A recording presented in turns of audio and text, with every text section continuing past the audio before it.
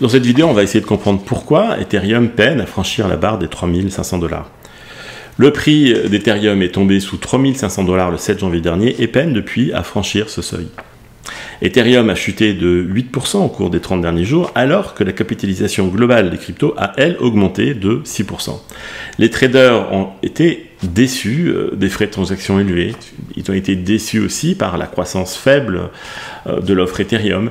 Ils ont été déçus par le manque de soutien qui est perçu de la part de la fondation Ethereum, et ils ont été déçus du basculement du trading des meme coins vers la blockchain Solana. L'élection de Donald Trump avait initialement suscité l'enthousiasme du marché, mais cet effet s'est estompé avec le lancement du meme coins officiel Trump, qui a été réalisé sur la blockchain Solana. Contrairement au NFT Trump précédemment lancé sur Ethereum, le choix de Solana a surpris les investisseurs d'Ethereum. Solana est devenu le leader des échanges décentralisés. Pour qu'Ethereum dépasse 3500 $, les investisseurs attendent des précisions sur la mise à jour qui est prévue pour 2025. Cette mise à jour s'appelle Pectra.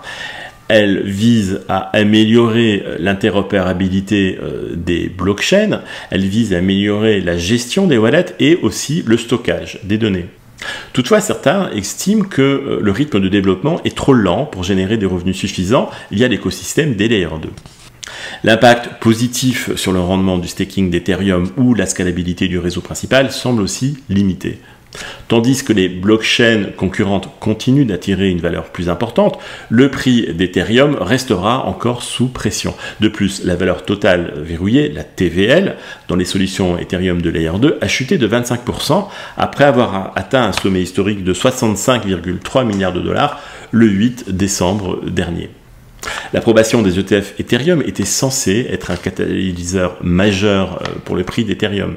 Pourtant, depuis le 16 janvier, les flux d'entrée n'ont jamais dépassé les 150 millions de dollars. Les investisseurs institutionnels restent réticents, en partie à cause, vous le savez, de l'absence de capacité de stacking pour ces ETF.